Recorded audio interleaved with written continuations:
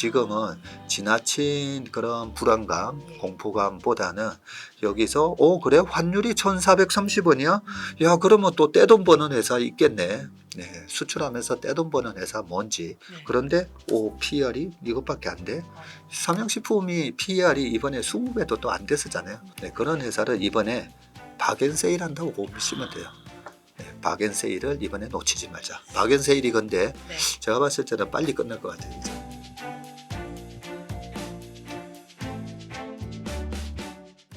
안녕하세요. 빅터뷰입니다. 2024년이 한 달도 채 남지가 않았습니다. 정말 이런 다이나믹했던 한 해가 있었을까라는 생각을 돌이켜 해보게 됩니다. 다행히도 조금씩 반등을 모색하는 아주 희망적인 구간에서 내년 긍정적으로 우리 시장을 보는 뷰들도 늘어나고 있습니다. 위기의 순간 속에 이분의 이야기는 늘 희망적인 이야기로 와닿기 때문에 이야기를 나눠봐야 될 것 같아서 합리적 낙관론자 박세익 채슬리 투자자문 대표와 함께 이 시간 꾸려보겠습니다. 어서 오세요, 대표님.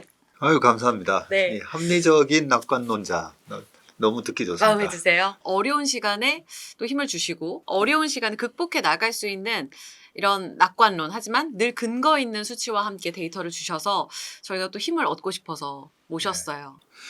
주식 투자를 하는 데 있어서 제가 30년 딱 했거든요. 와. 94년 8월 달에 입사를 했으니까요.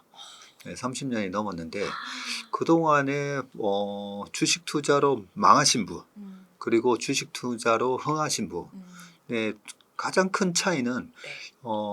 비관론이 팽배할 때 주식을 사시는 분들이고 그리고 또 자금 관리를 잘하신 분들이었어요. 이번에 보면 개인 투자자들의 신용 반대 매매가 많이 나왔잖아요. 네. 최근에 보면 외국인들 많이 팔았죠. 그거 다 손절이에요. 네. 그래서 뭐 삼성전자 하나만 보더라도 외국인의 평균 단가가 69,000원이었으니까 네, 크게 손절을 했다라고 보면 되는데요. 근데 뭐 외국인들이 그 정도 손절했다고 뭐 망하지는 않을 거니까요. 크게 크지 않고. 네. 그리고 우리 개인 투자가분들도 이런 장에서 예상치 못했던 뭐 계엄 사태라든지 예상치 못했던 여러 가지 뭐야 이번에 트럼프가 됐어. 트럼프가 되면 시장이 올라갈 줄 알았는데 또 우리 시장만 빠지잖아요. 네. 이런 일을 겪었을 때 이런 변동성에서 어쨌든 내 계좌가 털리지 않고 살아만 있으면 올라오거든요. 근데 요즘은 우리 시장에 대한 좀 신뢰가 많이 무너지고 있잖아요. 너무 이제 좀 비관적인 그런 견해들이 있으면서 나 정말 못 해먹겠다. 여기서 이제 팔고 간다. 이런 약간 감정적인 그런 매매를 하시는 분들도 계시는데 결국은 시장은 시장의 기능을 발휘하면서 다시 올라오게 돼 있어요. 우리나라 코스피가 PBR이 1배 수준이 한 2,860 정도거든요. 그리고 PBR 0.9 밑에서는 사서 그동안에 30년 동안 한 번도 터진 적이 없어요. 한 번도 터진 적이 없습니다. 그러면 지금 PBR 0.9가 얼마냐? 2,570 정도예요. 2,450 원저리. 이 가격대는 여전히 매력적인 가격이고 네. 이 가격대에서는 주식을 사면 먹는 구간이다. 첫 번째 제가 하려던 질문이 트럼프 이야기도 잠깐 하셨는데 사실 잊혀졌어요. 너무 이 탄핵 정국이 갑작스러워서 그러게요. 그 구간에서 갑작스레 2,300선까지 깨질 위협에 처했었는데 이제 말씀하신 2,400선, 440선까지 올라와 있는 상황이거든요. 바닥론에 대해서는 섣부르지 않다. 지금 거의 확신이다. 이렇게 봐도 되는 건가요?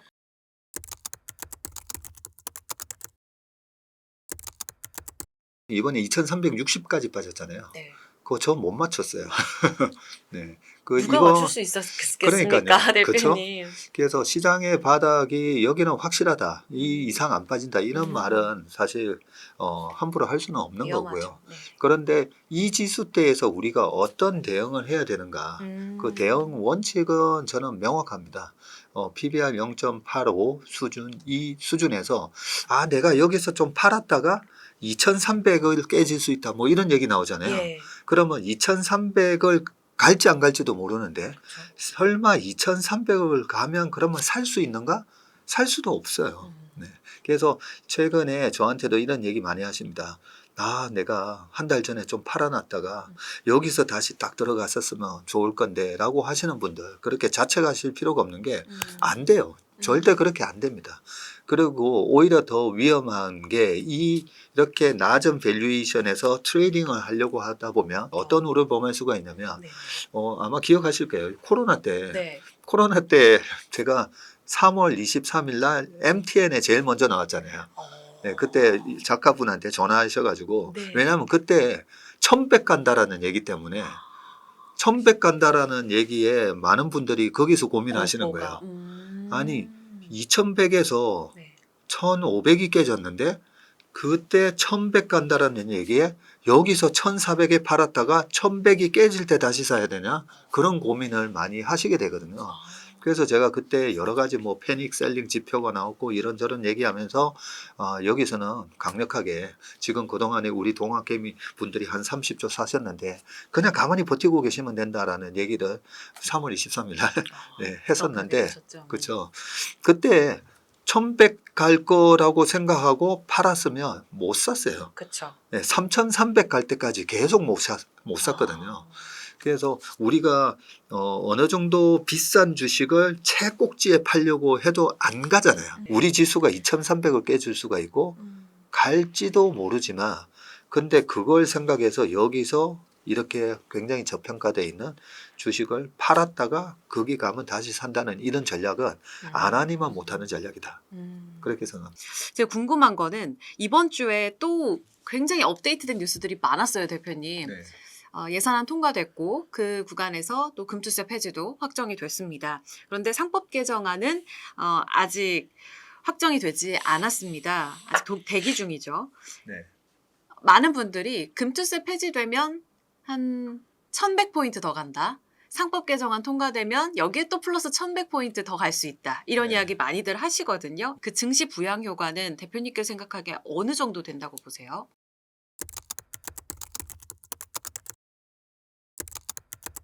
금투세를 저도 뭐 강력하게 반대를 해왔던 이유는 우리나라 시장 자체가 우리가 어디 터널 뭐 우면산 터널이라든지 아니면 서울 춘천 이럴 때 보면 톨비를 내잖아요. 네. 그래 톨비를 내는데 그거는 그 고속도로를 이용하면 우리가 안전하고 빠르게 갈 수 있다라는 그 믿음 때문에 톨비를 내는 거잖아요. 네. 근데 아니 그 공사도 제대로 안 해놓고 그 고속도로만 이용하면 사고가 나는데 그 톨비를 받으면 안 되는 거였잖아요.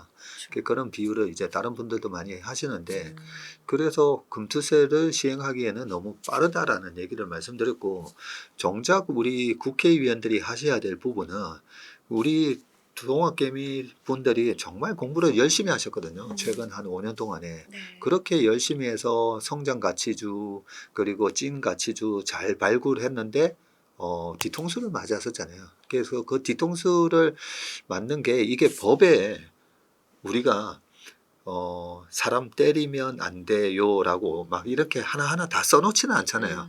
너무나 그거는 당연한 건데 그걸 그동안에 이 기업가분들이 경영진들이 안 지키셨던 분들이 계셔가지고 몇 분이 몇 분들이 그런 게 있어서 이 소액 주주들이 많이 피해를 보다 보니까 네. 이번에 상법을 개정을 해서 거기에다가 모두가 다 아시는 제 382조에다가 이사의 충실 의무, 그죠? 그 충실 의무에 기업에 대한 충실 의무 플러스 주주에 대한 충실 의무. 그걸 넣자는 거였고, 그래서 저는 이번에 계엄 사태를 보면서, 야, 이러면 상법 개정이 일사천리로 처리될 수도 있겠네. 저는 그런 생각하면서, 야, 이 계엄 사태로 이번에 주가 빠졌을 때는 무조건 주식 사야 된다. 저는 그렇게 생각했어요. 네. 역시. 그래서 지금 이 상법 개정이 금투세보다는 훨씬 파워풀해요. 왜 훨씬 파워풀하면 우리나라가 2012년도에 일본 아베 총리가 아베 정권이 들어서기 전에 예. 일본의 PBR이 얼마였냐면 0.9였어요. 딱 우리나라 수준이었어요. 네, 그랬던 일본이 지금 PBR 1.35 이 정도 수준이에요. 실제로 PBR이 멀티플이 바뀌었다는 거죠. 멀티플이. 그러면 우리나라 지금 PBR 0.85인데 네. 이게 증가 없이도 PBR이 1.1배 정도 가면요. 3,150이에요. 예, PBR 1배가 한 2,860 이렇다 했잖아요. 예. 2,900이라고 딱 보시면 되는데 네. 그래서 이 멀티플을 회복하는 거, 코리아 디스카운트가 회복되는 게 되게 중요한데 그러면 아니 상법 개정으로 정말 그렇게 될까? 정말 그렇게 될까? 좀 네. 약간 궁금하시죠? 그 상법이 개정이 되면 자 어떤 일이 발생하냐면 예. 작년에는 이 SM을 가지고 하이브랑 카카오가 경영권 분쟁을 벌였잖아요. 네. 예, 그러면서 이승만 전 PD가 주식 잘 팔고 나가셨긴 했어요. 그 케이스는 약간 적대적 M&A라고 볼 수는 없는데 이번에 고려아연 케이스 있잖아요. 네. 고려아연의 최 회장님 쪽이 33.4% 들고 있으면 안전하다라고 생각하셨던 거죠. 그리고 적대적 M&A가 딱 발생을 했을 때 과거에 옛날에 현대 엘리베이터라고 있었거든요. 예, 예. 네, 20년 전에 그 현대 엘리베이터에 의한 경영권 분쟁이 붙으니까 대규모 유상증자를 때려버려요. 그래서 지분을 확보를 하려고 하는 이 상대에게 야, 너 지분 더 확보하려면 이 엄청난 유상증자에 돈이 들어가게끔 만들어버리는 거죠. 그걸 20년 만에 그런 낙후된 경영권 방어 정책을 이번에 썼는데 예. 우리 투자자들의 수준이 20년 전하고 지금하고 완전 다르죠. 주주 가치가 훼손되는 거에 대해서 잘 아신다는 거죠. 이제는. 그래서 고려아연의 대규모 유상증자가 발표가 딱 났을 때 제가 끝났다. 자충수다. 저거는 엄청난 악수를 떴다는 거죠. 저거는 될 수 없는 유상증자를 무리수를 떴다. 그러면서 한편으로는 제가 또 안타까웠던 게 아니 고려아연이면 우리나라를 대표하는 그렇죠. 전 세계 아연 재련의 1등 회사. 그렇죠. 네, 이름도. 한국을 이름도 코리아 징크예요. 네. 코리아라는 이름을 달고 있는 회사가 아니 그 정도 되는 회사가 법률 자문을 해주시는 분이 이거는 하면 안 됩니다라는 얘기를 아무도 못했나? 네, 그 정도로 우리나라의 이 이사 보드진들이 보면 예. 이 주주 가치에 대한 부분이 조금 미숙했다라고 생각이 들고요. 아직 과거에. 네, 그래서 어떻게 보면 되게 당연한 건데 예. 그 당연한 게 안 되다 보니까 이제 법으로 주주 가치에 대한 주주 충실 의무를 이제 넣자고 하는 거고요. 자, 이 부분에 대해서 제가 최근에 민주당을 보니까 약간 망설이시는 것 같아요. 그런데 네. 그 상법 개정에 있어서 조금 더 꺼리낌 없이 하셔도 되는 이유가 이게 제로섬 게임이 아니에요. 정치는 제로섬 게임이잖아요. 이쪽이 정권을 잡으면 이쪽이 안 되고 뭐 네. 이런 식인데 이 주주 가치가 제고되잖아요. 그러면 말 그대로 대주주의 지분의 가치가 높아지기 때문에 네. 대주주한테도 좋은 거예요. 예. 어떻게 보면. 그리고 소액주주 좋아지죠. 그리고 기업은 시총이 올라가니까 고려아연 보세요. 60만 원, 70만 원 하던 게 150만 원 가니까 예. 시총이 높아지면서 다른 데 가서 비즈니스 딜 할 때 너네 마켓캡 얼마지 본단 말이죠. 우리 기업들이 해외에서 비즈니스 할 때도 이 시총 자체가 커졌다는 게 굉장히 하나의 비즈니스 딜 할 때 무기가 되는 겁니다. 그래서 임직원 좋아지고 대주주 좋아지고 소액주주 좋아지고 우리나라가 부강해지고 네. 그리고 시총이 올라가면 나중에 세금도 늘어나요. 그죠? 네. 그렇기 때문에 이번에 그 상법 개정에 있어서는 국회의원들이 그거는 좀 합심해서 빠르게 개정을 해주시면 좋을 것 같아요. 통과시켜 주시면 좋을 것 같아요. 사실 상법 개정이 된다고 하면 저는 굉장히 가슴이 벅찹니다. 어떻게 우리나라 시장이 될지 뻔하거든요. 고려아연 주가처럼 되는 겁니다. 적대적 M&A가 일어나지 않더라도 예. 자, 상법 개정이 되는 순간에 그 대규모 유상증자나 그런 대주주를 위한 경영권 방어를 못하게 돼요. 어떻게 해야 되냐면 미리 주식을 더 사셔야 돼요. 네, 그래서 지금 33.4%로 경영권이 방어가 되는 시스템인데 야 이거 잘못하다가는 적대적 M&A로 회사 뺏길 수도 있겠네 라는 생각을 하셔야 되고요. 그래서 친구든 어디든 해가지고 오지분들 이용해서 주식 많이 사라고 해야 돼요. 그러면 우리나라에 보세요. 지금 모든 가격은 수급이잖아요. 수요와 공급인데 지금까지 보면 기관도 올라가면 팔았죠. 국민연금 올라가면 팔고 떨어지면 사고 그러고 있잖아요. 장기 투자 없죠. 우리 개인 투자가도 올라가면 팔고 떨어지면 사잖아요. 외국인이 들어오면서 올리면서 사고 한국 안 되겠네 하면서 또 때리면서 밑으로 지지면서 팔고 하면서 외국인에 의해서 올라갔다가 내려갔다 하는 장인데 이 대주주 분들께서 경영권 방어를 하기 위해서 야 우리 주식 더 사 하는 순간 수급이 굉장히 탄탄해지면서 수요가 많아지는 거죠. 그러면서 네네. 자연스럽게 수요와 공급의 원칙에 의해서 수요가 가격은 많아지면서 가격이 올라가게 됐어요. 그래서 상법 개정은 그렇게 굉장히 긍정적인 효과를 낳을 건데 그게 만약에 내년에 이루어진다라고 하면 우리 시장은 생각보다 굉장히 많이 오를 수 있다. 그렇게 봅니다. 코리아 디스카운트 이야기를 잠깐 했는데 이로 인해서 이런 문제들 때문에 또 원화 약세도 있는 거겠죠. 그 때문에 또 외국인의 이탈이 나오고 지금 최근 시장에 있어서 가장 투자자들이 걱정 지표로 체크하고 있는 게 또 환율이잖아요, 대표님. 네. 만약 1,500원을 찍지 않더라도 계속 높은 수준이 유지가 된다면 외국인 기환은 기대하기 어려운 걸까요?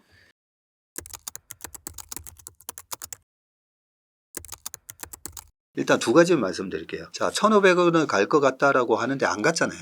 네. 근데 뭐 가든 안 가든 상관없이 1,400원을 넘었을 때 그러면 우리 주식 투자자들은 어떻게 했어야 되는가인데 과거 케이스 보면 1,400원을 뚫고 갔었던 게 2008년에 10월 달이에요. 리만 사태 터지고 나서 우리 시장이 890까지 확 빠졌을 때 그때도 주식을 샀었어야 되고 그죠? 재작년에 1,444원 우리나라 레고 사태 한전이 50조가 넘는 부채로 인해 가지고 뭐 망할 수 있니 어쩌니 뭐 그런 얘기가 나왔을 때도 야 이번에 시스템 리스크 1,600원도 갈 수 있을 것 같은데 뭐 이런 얘기 나왔지만 결국은 그때도 샀었어야 되잖아요. 22년 10월이면 미국이 S&P 500 3,500이고 그죠? 지금 6,000이 넘었잖아요.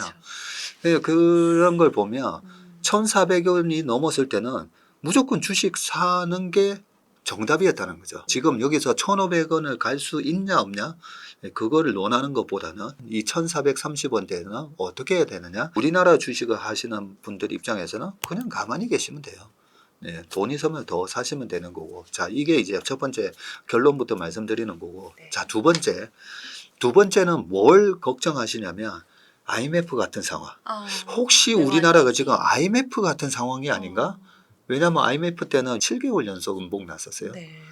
그러면서 277을 갔었거든요. 1000포인트에서 277 갔었으니까 70포인트, 70% 이상 빠졌잖아요. 그런 상황이면 어떤 일이 발생해야 되냐면 외국인이 채권을 팔아야 돼요. 지금은 우리나라 주식 반도체가 겨울에 온다고 하니까 반도체를 한 17조를 때려 팔았는데 외국인들이 최근 6개월 동안 보면 채권을 한 17조 이상 샀어요. 우리나라 채권을요. 아니 미국의 금리가 10년물이 4점이고 우리나라는 지금 3% 깨져 있죠. 아니 근데 우리나라 채권을 왜 사지? 왜 사는 것 같아요? 왜 사는 걸까요? 이렇게 생각하시면 돼요. 우리나라 PER이 8배죠. 미국의 PER이 23배죠. 그냥 단순하게 PER이 낮기 때문에 사야 되는 거 아닌 것처럼 채권도 마찬가지예요. 우리나라 채권 금리가 3%고 미국이 4.5라고 했을 때 와 4.5? 그거는 만기까지 보유했을 때죠. 그런데 채권도 보면 매매 차익을 얻으려고 들어가는 거거든요. 그러면 미국은 경기가 좋고 아직까지는 물가가 계속 좀 CPI가 2.3 뭐 이러기 때문에 한국의 국채금리 떨어지는 게 빠르겠다라고 싶으면 한국 채권을 3.5에도 사는 거예요. 그렇군요. 채권 가격이 오를 것이다. 채권 가격이 오를 것이다. 그런데 시스템 리스크가 발생을 하면 2008년이라든지 아니면 IMF 때 1997년 같은 경우에는 야 한국 위험해 다 팔아. 신용등급 강등될 수도 있어. 다 팔아. 그러면서 채권에서 썰물처럼 돈이 빠져나오게 돼 있습니다. 그런 저런 이유를 보더라도 지금 시스템 리스크는 아니다는 거죠. 지금은 지나친 그런 불안감, 공포감보다는 여기서 그래 환율이 1,430원이야? 야 그러면 또 떼돈 버는 회사 있겠네. 수출하면서 떼돈 버는 회사 뭔지. 그런데 PER이 이것밖에 안 돼. 삼양식품이 PER이 이번에 20배도 또 안 됐었잖아요. 그러니까 올라오는 거예요. 뭐 파마 리서치 이런 게 올라오는 이유가 싸네. 그래서 지금은 많이 쌓여 있으면서 영업이익률이 계속 개선되는 회사. 네, 그런 회사를 이번에 박앤세일 한다고 보시면 돼요. 네, 박앤세일을 이번에 놓치지 말자. 박앤세일이 근데 네. 제가 봤을 때는 빨리 끝날 것 같아요. 항상 겁에 질려 있는 투자자분들은 정치적 불확실성이 늘 있었지만 과거의 관성을 따라가기에는 요번 위기는 좀 다른 것 같아요. 이런 네. 이야기들 정말 많이 하시거든요. 네. 그런 측면에서 봤을 때 투자자들은 지금 어떤 대응을 해야 할지 최근 지표를 보니 외국인들 삼성전자 이례적으로 너무 파는 것 아닌가라는 생각도 네. 들어서요.